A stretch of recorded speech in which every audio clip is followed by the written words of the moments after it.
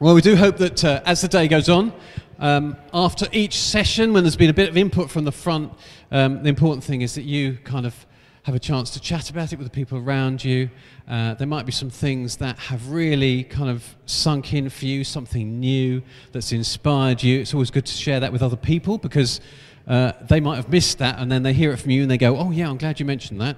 Or there might be questions that you have as a result of something you've heard. You think, well, that's all very well, but I was just wondering about this. And we need to hear those questions, because somebody else might be thinking that and they just didn't say it. And so you could be asking the very question that somebody else is already wanting answered. And then we'll do our best to see where some answers might come from. It could be from the front, it could be from among you as well. Many of you got experiences of working in prayer spaces, and you may have wisdom to share, in which case please do. So my name is Tim Abbott. I'm part of the core team for prayer spaces in schools. I was hosting in London yesterday. I'm doing less today, although I'm doing one of the sessions later. But it's my pleasure to introduce Tim Hastie-Smith to you, the smartly attired gentleman to my right. Tim, I think you want this. You want this one? You have that one. Tim, thanks very much indeed. And I'll have this one. And we just need to find out a little bit about who you are. At the moment, for some people, you could just be a random person that's turned up in a jacket and is about to speak to us. So what do you do most of your time? Wearing a jacket can get you almost anywhere, actually. Absolutely, yes. I'm National Director at Scripture Union. I'm also vicar of a little church in Gloucestershire. It's sort of where Dibley meets Midsummer. We have slightly fewer murders, but the congregation are just as odd. And so as a vicar, I'm bound to say, but they're a wonderful, wonderful congregation to be a part of. So that's my kind of weekend job. National Director is my main role with Scripture Union, and that is a wonderful work, working with children and young people and with the children and young people's workers up and down the country and indeed around the world. So you're a vicar, so you're ordained? I'm ordained, yeah. You did the whole vicar factory thing. I did. And what's been your connection with schools in that time? I was a school chaplain for 7 years. I was a head teacher for over 10 in a secondary school, but we also had a primary and indeed a pre-prep connected to that. I'm still a governor of our village primary school, and I'm a trustee of an academy trust with about 30 academies now, secondary and primary. Wow. So where are they based? Where are the academies that you are connected with? We've got 3 main clusters. Northampton is one, Grimsby is the other, and East Yorkshire is the other cluster. Anyone from Grimsby or East Yorkshire? Nobody from Grimsby? No, from Grimsby or East... Oh dear. Oh well. Okay. How could that be? Okay, well... So what's Scripture Union doing at the moment that particularly excites you and kind of... I think there are a number of things. I think one of the most exciting is the absolute passion that schools and children's work should be locally contextualised. Scripture Union is an old charity, we're nearly 150 years old, but actually it is trying to develop work on the ground where we allow local workers to lead what happens. So we have what we call associate trusts. There are about 60 or so of those. They're all independent trusts, so they're not run by Scripture Union, they're run by local church leaders and Christians who have a passion to see children and youth work that happens outside of the church. And it is the kind of idea that children and youth work too often is seen about a recruitment drive for a church, and it's helping church leaders have the vision that they have responsible for every child and young person in their locality. How do you take the gospel to them? You've got to find ways of contextualising the gospel in ways that are appropriate for your locality, and hence the number of associate trusts is growing very fast as people locally realise if we just work together on this rather than just try to recruit for our own church, we can actually make an incredible impact and reach kids who otherwise would never dream of darkening the doors of a church, but actually have deep spiritual questions. Tim, thank you. We're looking forward to hearing from you. Tim, thank you very much indeed. If I continue from that, if by any chance you want to pray for Scripture Union, do please take one of our leaflets, which are at the back, which is a prayer diary. Because Scripture Union came into life about in 1867. The reason I mention that is it was back in the 1860s people began to take children seriously. It was a time where the Sunday school movement was starting. It was a time where Lord Shaftesbury was pushing the Factory Act through Parliament. And it was a time where kids would be taken seriously in a number of different ways. And Scripture Union came out of that sort of like thinking maelstrom that was going on, because a guy called Josiah Spires came under the influence of a preacher up in Glasgow who's American. He was actually on his way to China but never quite made it, and his main teaching at that time was that children, young children, could have a personal experience with God. And that was critical to the outset of Scripture Union. The whole idea that you didn't have to wait to graduate to a spiritual experience of God to become a Christian. It was possible for a child as young as 3, 4 or 5 to pray in some form, to actually articulate a cry to their Creator. It might not be the same as an adult, but an adult prayer will mature over years and years and years, and the prayers of an 80-year-old may well be very different to the prayers of a 50-year-old or a 20-year-old, because they are arbitrated by the relationship that they have with their Lord and Creator. And Spires was so struck by this that he went back to London where he lived and began a Bible study group in his house in Islington. And then the following year in 1867 he found himself on a beach in Llandudno. He was on holiday. There were a bunch of kids on holiday. The kids were bored. If you've been to Llandudno you might know why. Spires, because he was really good with kids, they gathered around him and he began to teach them some Bible stories. They then sang a few songs. They built a sand text, sort of God is love, using seaweed and stones and shells. And then they all went home for tea. Following day, the kids all gathered around him again, and they did the same sort of thing. And because recently through Parliament had passed an act called the Children's Special Services Act, which enabled Anglicans to hold church services outside of a church building, really an acknowledgement of the fact that that might be more appropriate for kids, Spires asked the local vicar in Llandudno, could he have a service on the beach? And the vicar said, yep, that's okay, which was perhaps unusual of itself. And there the first beach mission took place. 500 people came along to a beach service.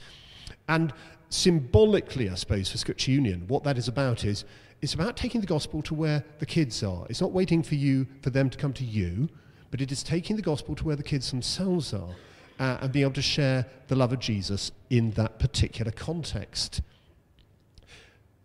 Roll the clock forward now to where we are today. And we're obviously in a very different context in terms of assumptions about religion and assumptions of upbringing and education. Nevertheless, we live in a time where it is my contention and indeed my certainty that kids are as hungry for spirituality as ever, and that schools themselves are struggling with that quite significantly. If I can take as one particular anecdote, on the Academy's trust that I sit, we were drawing up the mission statement and it was being banged back and forward. And one particular guy on the trust, who is a former schools minister, was saying the whole thing, our whole mission statement, has to be about academic and intellectual. Those are the two words that have to be there because that is what schools are about. That is the only thing that the department is interested in. And to say he's a schools was a schools minister, that is the thing the department is interested in. We must make sure that is reflected in our mission statement. None of the wishy-washy stuff about spirituality, morality, all that sort of stuff. No, we want academic, intellectual. That is the only bit that education is about. And I had a little kind of debate with him. I said, Nick, actually, the word education doesn't just mean academic and intellectual. The word itself, education, is about soul leading. It is about drawing people out. It is about people becoming the people they are meant to be. Education is a massively wider word than merely intellectual and academic. Important though those are, they are an aspect of it, but they are absolutely not the only aspect. And as a head teacher, I found again and again the challenge was that because the academic tends to be the bit that is measured, mainly because it is the one bit that you can measure empirically, it has become the important thing. And you all know the old phrase, it's important what you measure, because what you measure becomes important. And we have seen over the last 25, 30 years, academic attainment becoming the only thing that matters in school, mainly because it's the only measurable thing. And that is actually being catastrophic for schools. And I'm yet to find a school I have been to, even an incredibly high-performing academic school, where the head teacher has not still said to me, but it's about far more than that. And we all know it's about far more than that. And everybody knows it's about far more than that. But somehow they are driven by the one measurable.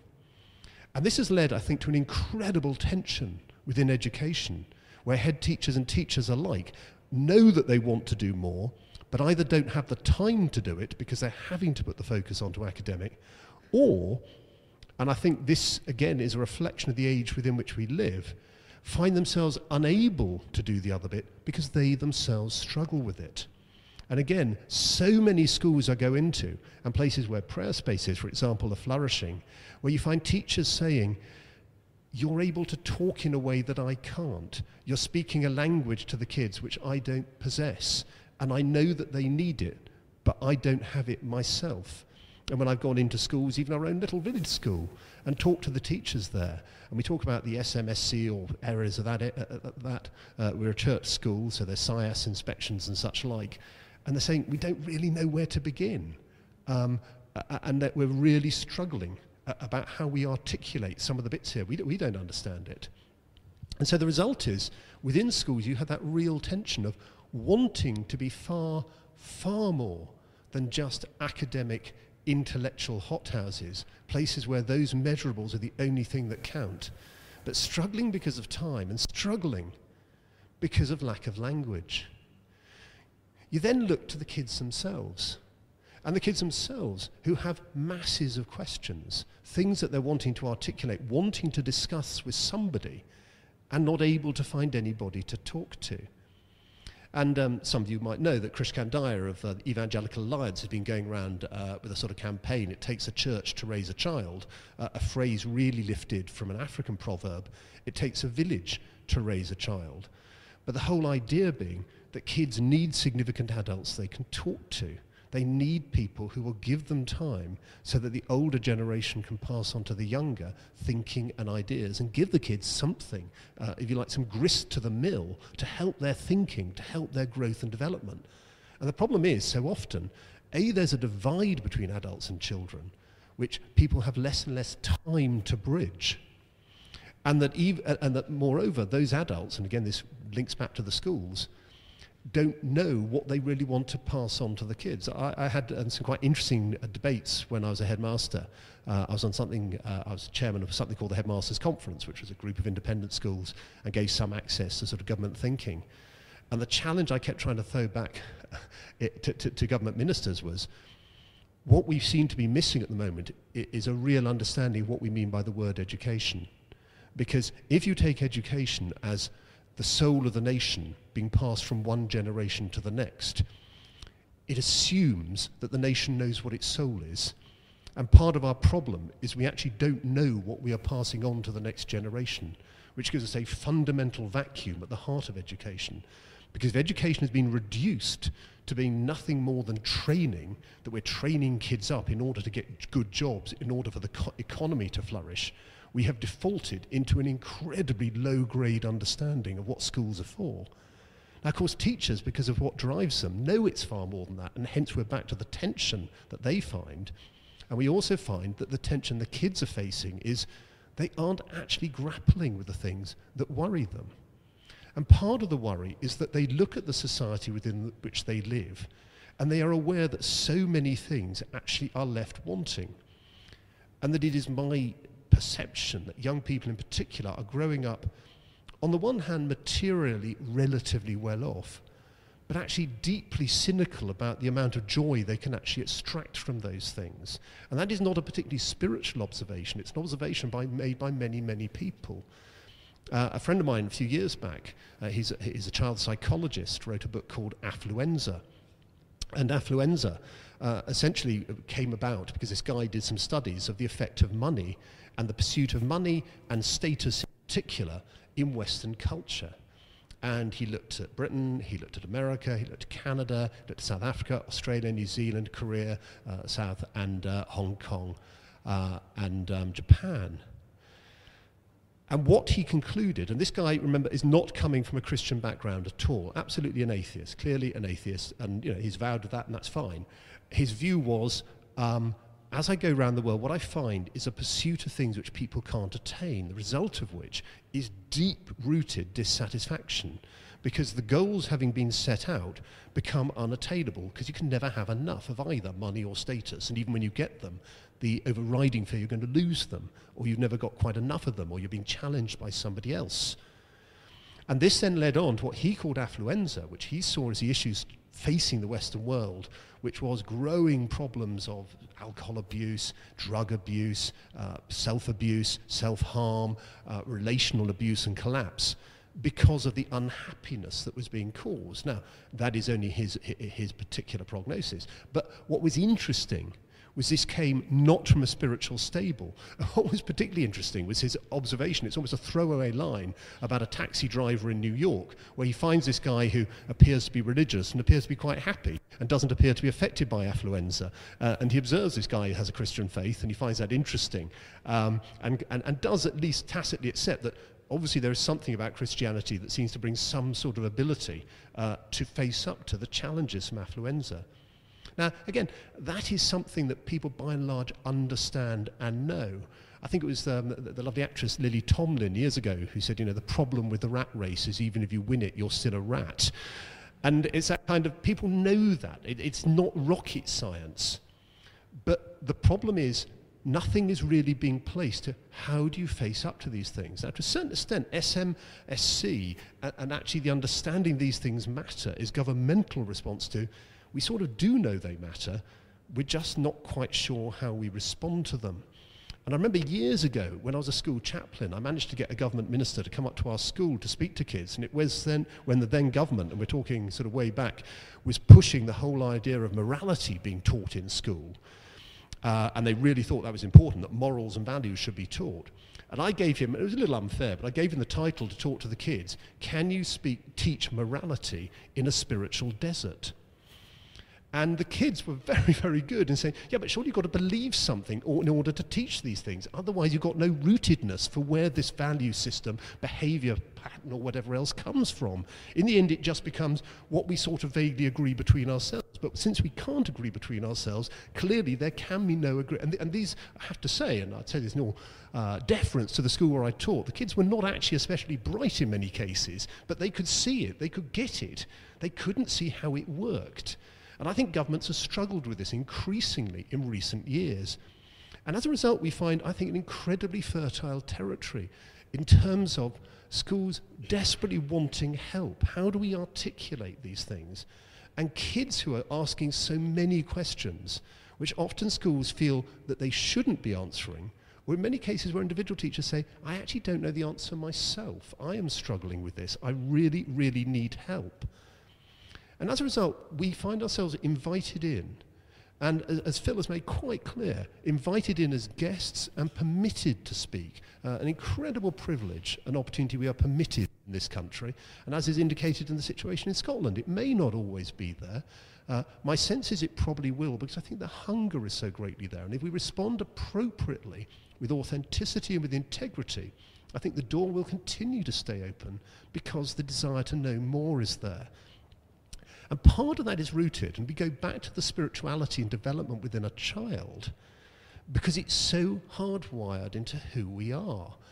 I don't know if you've come across the writings of an interesting Franciscan priest called Richard Rohr. Rohr works, he's got a center in New Mexico in the States. Adam's Return is one of his best-known books. And Rohr has worked particularly with long-term inmates in American penitentiaries. And by long term, I mean those who've got life imprisonment and they know it'll mean life, they will never be freed. And therefore, they're struggling with how do you make sense of life when you will never have freedom? You're going to be in prison forever. What do you do with your life? How can you make sense of life within that?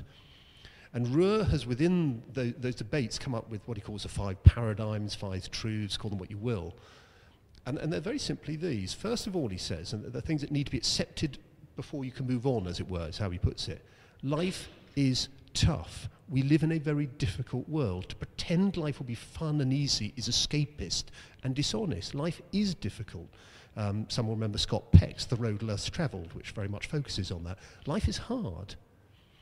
His second contention, which is fascinating, you are not as important as you think you are. And what he means by that is, not that we're not important to God, obviously as a Christian he does believe that, but we want to big ourselves up to make ourselves matter. And again, we do that artificially, and then the artificial bigging up falls apart, which causes huge fracture and pain. And that can be as true for children as it is for adults. And he uses a kind of illustration of Facebook, where kids will spend hours polishing up their Facebook image because of how they want to be perceived, a desperate desire to be seen in the right way. and yet knowing all the time that it probably doesn't quite reflect reality. There was an article actually in the press a couple of months ago saying the extent to which people ruined their own holidays by spending so much time trying to pose the right photographs in order to post. And there'd been a degree of research actually done on that. Ruhr's third contention, his third paradigm, is very simply, we actually find our greatest fulfillment in the service of others. It is actually doing things for other people within which we find our greatest fulfillment. The fourth is very simply, we are not in control. Not that we don't have choices, we have choices and we can make those choices, but we are not in control of outcomes. And we spend a lot of life trying to be in control, and actually those in leadership spend an awful lot of time pretending they're in control when all they're doing is actually riding a wave, which may come crashing down at any point. So you take credit for it when you're on it, and somehow it's somebody else's fault when it comes to an end. But we are not in control. That is the reality of the situation. None of us are in control. We simply do not know what is going to happen tomorrow. We can speculate, but we don't know.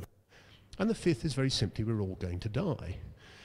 And Ruhr basically says with those 5 paradigms, those 5 truths, if you're not willing to accept those as simple reality, it's actually quite difficult then to move on and make sense of life.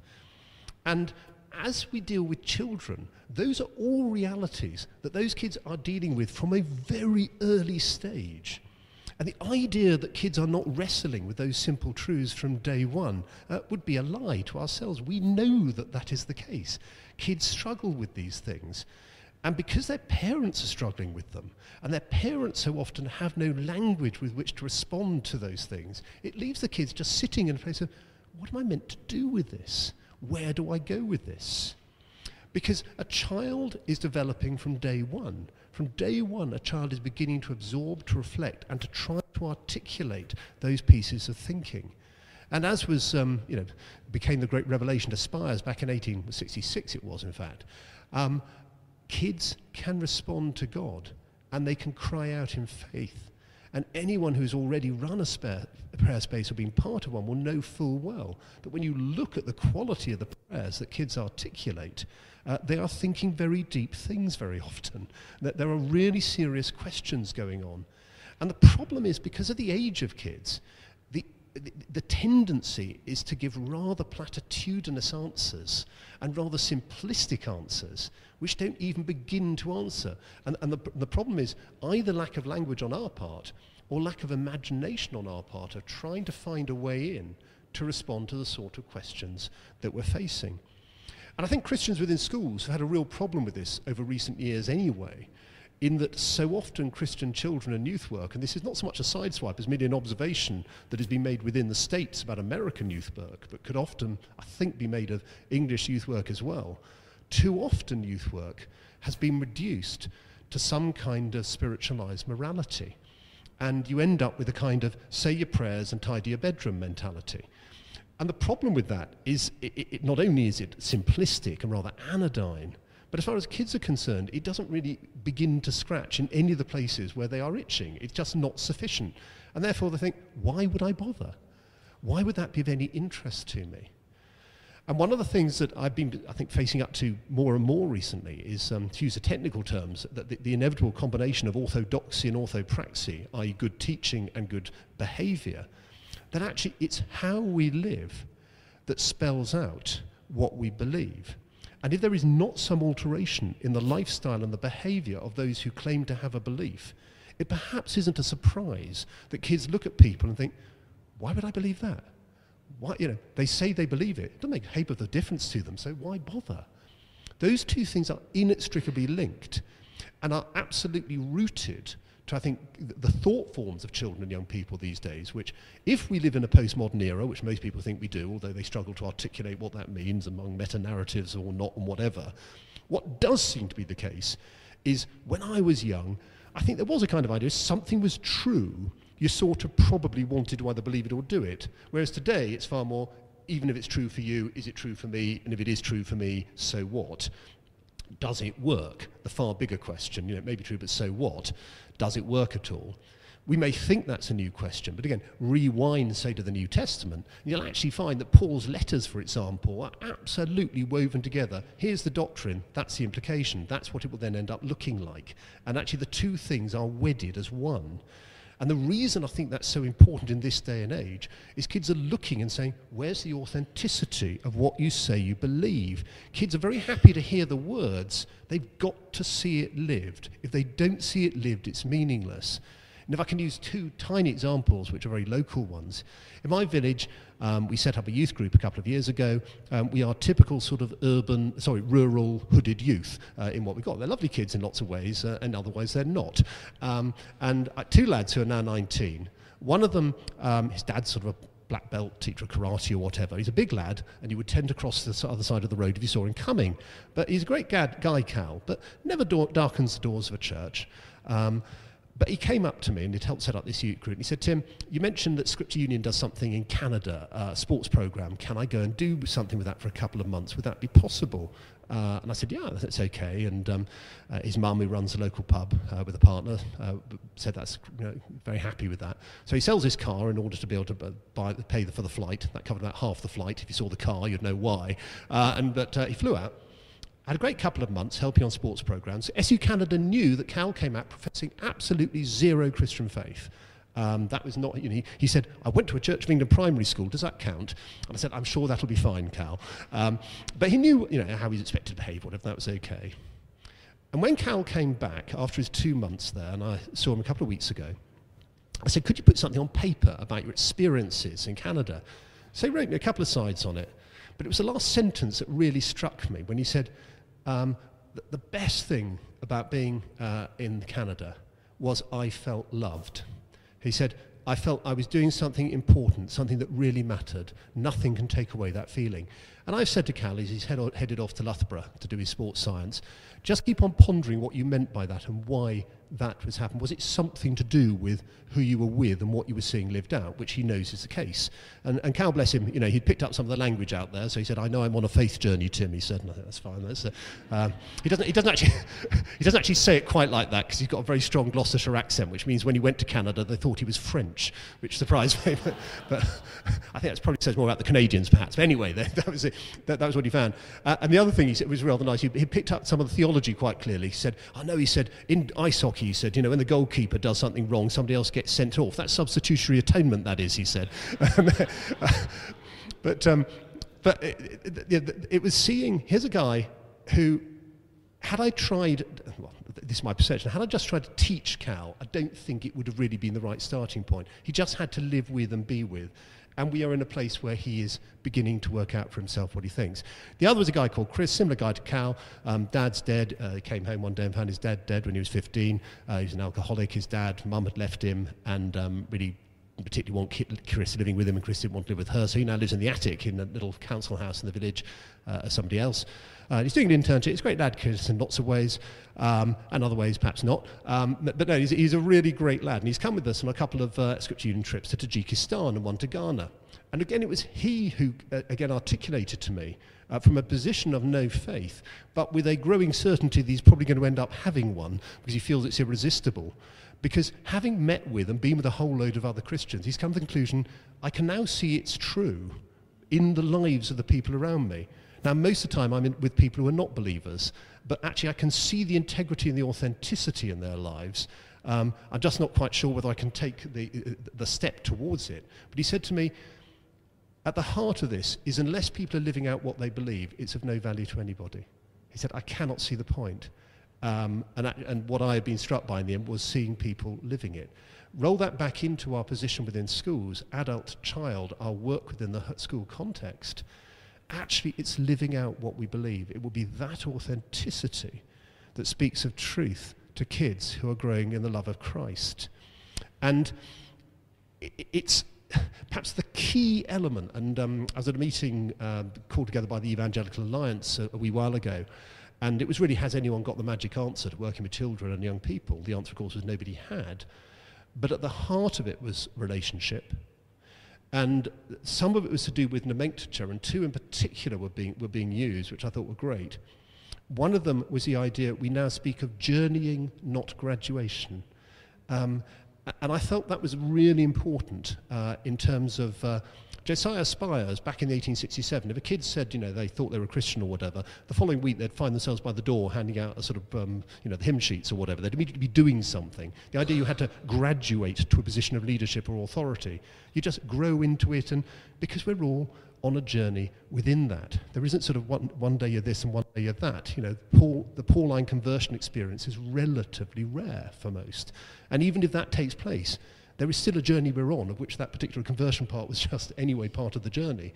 And indeed our president in Scripture Union, nice guy called Paul Butler, who's a Bishop of Nottingham and Southall, just going to Durham, interestingly on Saturday at a council meeting said, I have now found myself using the word discipleship for talking to people way before they're Christians. He said, I think discipleship starts a long time before what you might call conversion.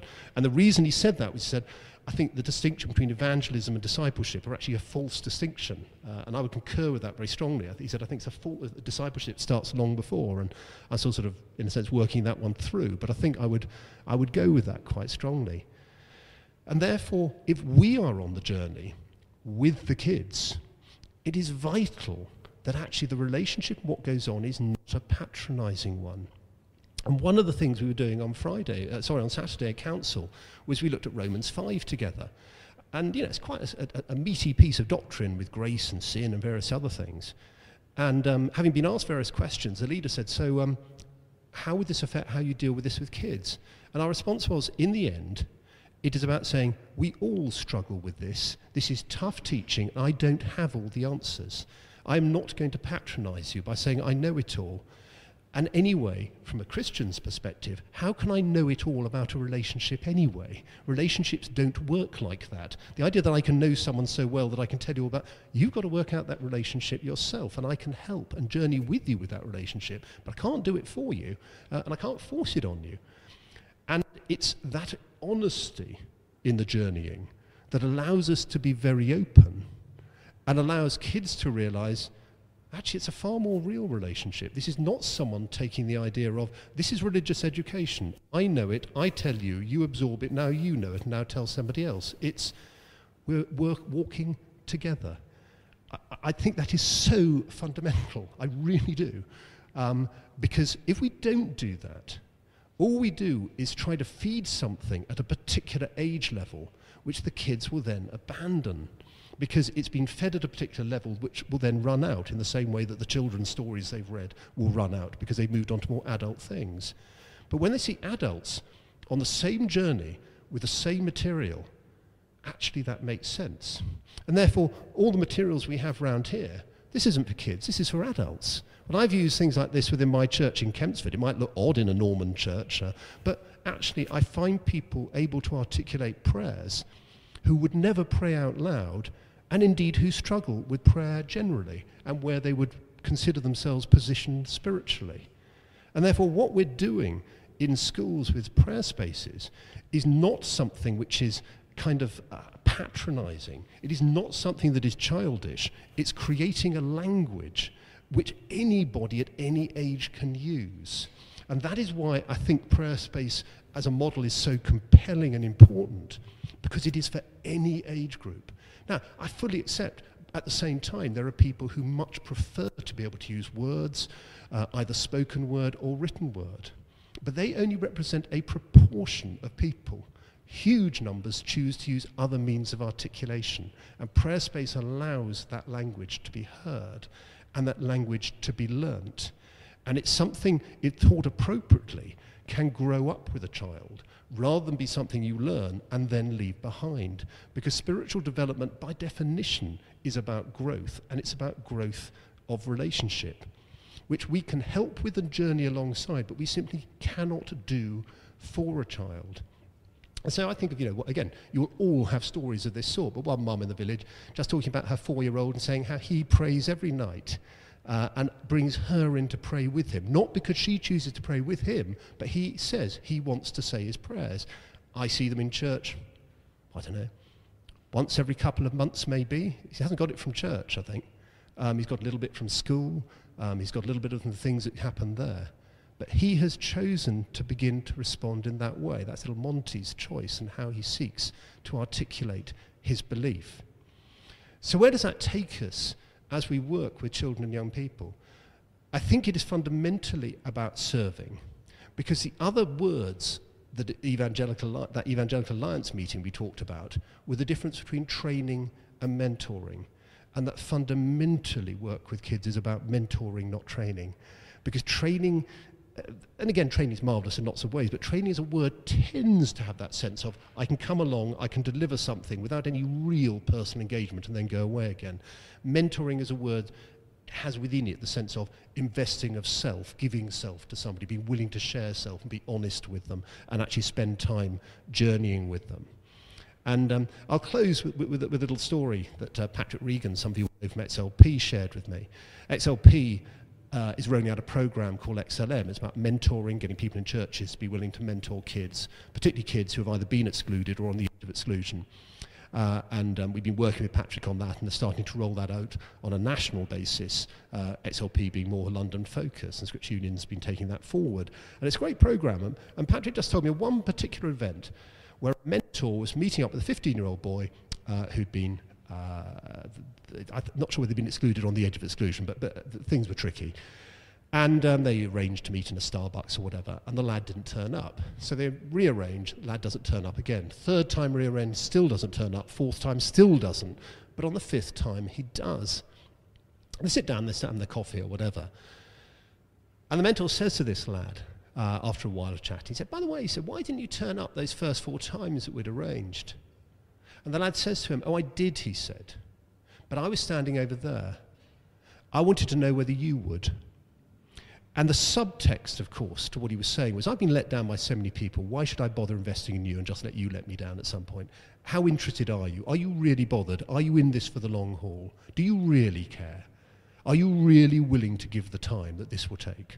Again, as Phil said, prayer space is one aspect of an ongoing relationship with the school and with people within that school. Are we in this for the long term, or are we just about short-termism? Paul Butler, our president again, who's actually the Church of England sort of spokesman on children's work, having worked with Scripture Union in years gone by, wrote a very compelling article recently in which he said, why is it when it works with Sunday schools in churches, so often things are done on rotas, i.e. no relationships can be established because people are endlessly changing. Now, and appreciate that sometimes it's hard because people are busy. But actually, if we really took seriously the idea of relationship and mentoring, the long-term investment in people, we'd realise that cannot be a good model. It's got to be a model we've got to find ways around if we can. And therefore, the challenge to us today, I think, is that willingness to be long-term in our commitment to schools, long-term in relationship, that we are working with kids in their development. We're not telling them what to believe, we are not forcing them down a path. But what we are doing is helping them begin to articulate both the questions that they might begin to then work around. Where might those answers come from? Those things cannot be forced, they cannot be indoctrinated, they should not be indoctrinated. But if they see them lived out, if they see the truth of what we believe lived out, then there is a possibility, a very strong possibility, that they'll begin to want to ask questions about it too. But unless the orthodoxy and the orthopraxy work hand in hand, then we're unlikely to see any real impact in what we do. Phil, thanks very much. Wow.